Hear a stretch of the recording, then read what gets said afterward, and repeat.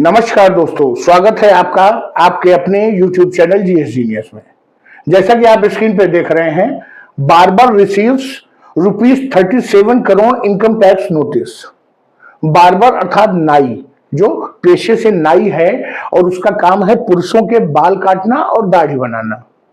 ऐसे ही एक नाई को आयकर विभाग की ओर से 37 करोड़ रुपए की देनदारी का नोटिस आया है। क्या बार्बर जो नाई है उसकी इनकम इतनी अधिक थी कि 37 करोड़ रुपए का नोटिस आ गया, या आयकर विभाग से कोई चूक हो गई है? कहां का है यह मामला? इन सब चीजों को डिटेल से इस वीडियो में समझने का प्रयास करेंगे।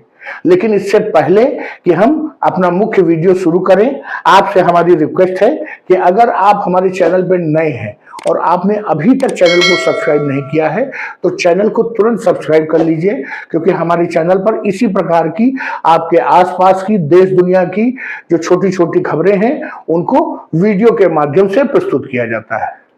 तो चलिए मित्रों, शुरू करते हैं। कहां का है ये मामला? मित्रों, ये नाई जो है, इनका नाम है राकेश कुमार, और ये जो है पंजाब के सिरसा जिले के अली मोहम्मद गांव के रहने वाले हैं, और इन्हीं को आयकर विभाग ने 37 करोड़ रुपए का नोटिस भेजा है। स्वाभाविक रूप से अगर इस तरह की कोई घटना होती है कि कोई नाई को इतना बड़ा आयकर का जो है नोटिस मिल जाए, स्वाभाविक रूप से मीडिया तुरंत एक्टिव हो जाती है और समझने का प्रयास करती है कि कहां क्या मामला इसमें गड़बड़ हुआ है। सिरसा में भी मीडिया एक्टिव हुई। मीडिया ने तुरंत राकेश कुमार जी से संपर्क किया। तब मालूम चला कि ये तो अत्यंत ही गरीब परिवार के व्यक्ति हैं और बेमुश्किल 350 से 400 रुपए प्रतिदिन कमा पाते हैं। और जब मीडिया ने और जांच पड़ताल की तो मालूम चला कि इनका गांव में एक 2 कमरे का घर है, और वो जो जिस जमीन पर इनका मकान बना हुआ है वो भी इनकी अपनी जमीन खरीदी हुई नहीं है। आप समझ सकते हैं, गांव में जैसे आबादी की जमीन होती है, लोगों के कब्जे में होती है, बस उसी प्रकार की कुछ जमीन है इनकी, आबादी की जमीन गांव की। उसी में इन्होंने 2 कमरे का मकान रहने के लिए बना लिया है, जहां ये अपने परिवार के साथ रहते हैं। अब जब मीडिया ने इनकी ये स्थिति देखी और साथ में 37 करोड़ रुपए का नोटिस देखा तो मीडिया के कान खड़े हो गए। मीडिया समझ गया कि इसमें कुछ ना कुछ मामला तो गड़बड़ है। जब मीडिया के लोगों ने इनसे बात किया तो मालूम चला कि इनकी जो ये दुकान है, जब लोकेशन देखी तो सिरसा जिले में जो डेरा सच्चा सौदा, ये एक आश्रम है बाबा जी का, वो उसी के पास से 10 साल से ये एक ऐसे ही अस्थायी टाइप की दुकान करते हैं, और इनके पिता एक टेलर हैं। आप समझ सकते हैं कि पिता छोटा मोटा दर्जी का काम करते हैं, जो पुत्र है वो बाल काटने का काम करता है। तो कोई बहुत बड़ा व्यवसाय इनके घर में अडानी अंबानी की तरह नहीं हो रहा है। 37 करोड़ रुपए तो छोड़िए, पूरे महीने भर में, 2 महीने में, 3 महीने में 37,000 रुपए भी ये कमा नहीं पाते हैं। इनकी जो माँ है वो हाउसवाइफ है, गृहिणी है, और पूरा परिवार बहुत मेहनत करके किसी प्रकार अपनी आजीविका कमा पा रहा है, किसी प्रकार जो अपनी जरूरतें हैं वो पूरी कर पा रहा है। लेकिन इनके जीवन में भूचाल आ गया 29 मार्च को। 29 मार्च को इनकी दुकान पे पोस्टमैन आता है और वो अपने साथ एक लिफाफा लाता है, और ये राकेश कुमार जी उस समय अपनी दुकान पर नहीं होते हैं, तो इन्होंने अपने साथ काम करने के लिए एक दूसरा नाई भी रखा हुआ है। तो वही उस समय मौजूद था। तो पोस्टमैन ने लिफाफा इनके जो साथी नाई थे उनको दे दिया और कहा कि जब राकेश कुमार आएंगे तो उनको ये लिफाफा सौंप देंगे। थोड़ी देर में राकेश कुमार जी जब दुकान पर लौटते हैं, लिफाफा खोलते हैं तो उसमें सब कुछ इंग्लिश में लिखा हुआ था। आप समझ सकते हैं, राकेश कुमार जी ज्यादा पढ़े लिखे नहीं थे, और उनका जो साथी था वो भी इतना पढ़ा लिखा नहीं था कि इंग्लिश को समझ सकता, और सौभाग्य से उस समय दुकान में मौजूद ग्राहकों में से भी कोई इतना पढ़ा लिखा नहीं था जो इंग्लिश को पढ़ पाता। अब ये हुआ कि भाई कैसे इसको, ये क्या लिखा है, उनको समझ में आया कि पास ही में एक परचून की दुकान है, ग्रोसरी शॉप है, उसका जो दुकानदार है वही उस बाजार में, उस एरिया में सबसे ज्यादा पढ़ा लिखा व्यक्ति है। तो वो फटाफट लेटर लेकर के उसके पास पहुंचे।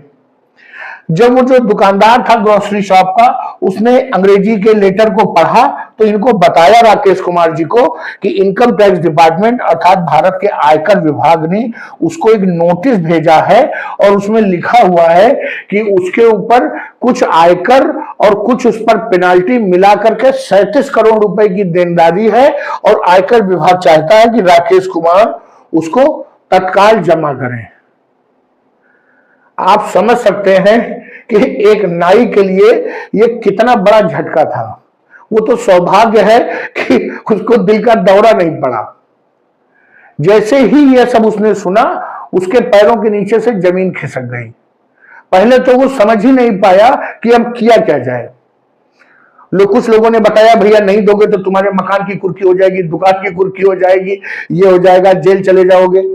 फिर कुछ जो बुद्धिमान लोग थे, जो कुछ जानकार लोग थे उस क्षेत्र में, और जो उनके ग्राहकों में भी कुछ लोग अच्छे थे, उन्होंने उनको समझाया कि परेशान होने की बात नहीं है, आप जो है सिरसा डिप्टी कमिश्नर के ऑफिस में जाइए और अपनी शिकायत दर्ज कराइए। स्वाभाविक रूप से अगले ही दिन Rakesh Kumar Sirsa deputy commissioner office पहुंच गए। लेकिन जैसा कि सभी सरकारी कार्यालयों का हाल है, लोग जो वहां के एम्प्लॉय थे उन्होंने कहा भैया यहां कुछ नहीं हो सकता है, यहां तो तुम्हें देना ही पड़ेगा 37 करोड़। लेकिन उन्होंने एक उनको सलाह दे दी कि अगर आपके साथ धोखा हुआ है तो आप पहले एक पुलिस कंप्लेंट दर्ज कराइए। उन्होंने राकेश कुमार को एक और सलाह दी कि उन्होंने बताया कि हो सकता है आपके पैन कार्ड का किसी ने दुरुपयोग किया हो और कुछ ऐसा लेन देन उस पैन कार्ड के नंबर को दे करके किया होगा जिसके कारण ये जो लायबिलिटी है वो आपके ऊपर आ गई है। अब राकेश कुमार जो है पुलिस के पास पहुंचे। पुलिस ने उनसे पूछा कि भाई कहां आपने पैन कार्ड दिया, कैसे आपका ये पैन कार्ड कहां पहुंच गया, आधार कहां पे दिया।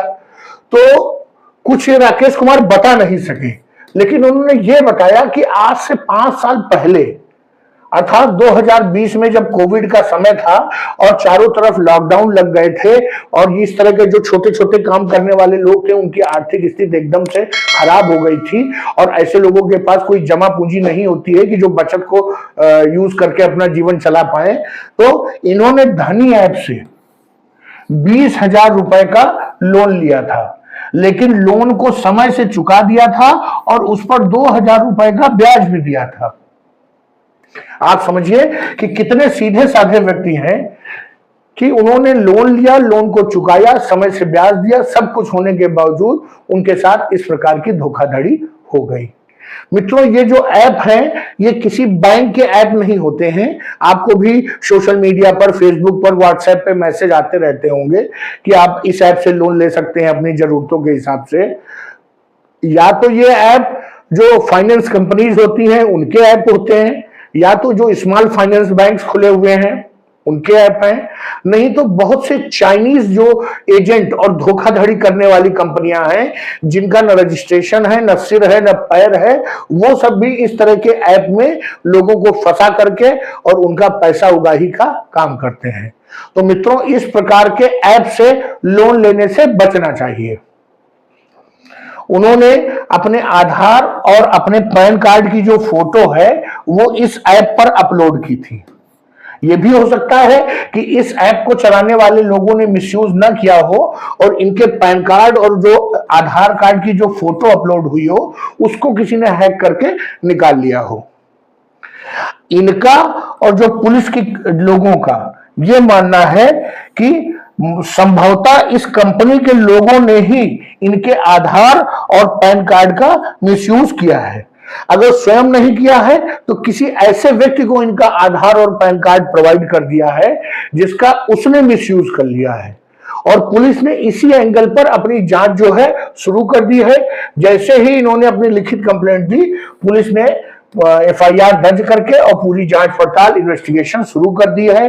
पुलिस ने कहा है, बड़े अधिकारियों ने कहा है कि जो लोग भी इस प्रकार के वित्तीय धोखाधड़ी में शामिल हैं कंपनी के, उन सब के खिलाफ जो है लीगल एक्शन लिया जाएगा, उन सब के खिलाफ कार्रवाई की जाएगी। स्वाभाविक रूप से चाहे आयकर विभाग हो, चाहे बड़ी से बड़ी एजेंसी हो, राकेश कुमार का तो कुछ बिगाड़ पाएगी नहीं। जिसके पास 3700 रुपए देने के लिए नहीं है, आप उससे 37 करोड़ रुपए तो नहीं वसूल सकते हैं। लेकिन आप ये समझिए कि राकेश कुमार का पूरा परिवार बहुत तनाव में है। तनाव में इसलिए है कि अब आयकर के साथ साथ पुलिस भी इन्वॉल्व हो गई है।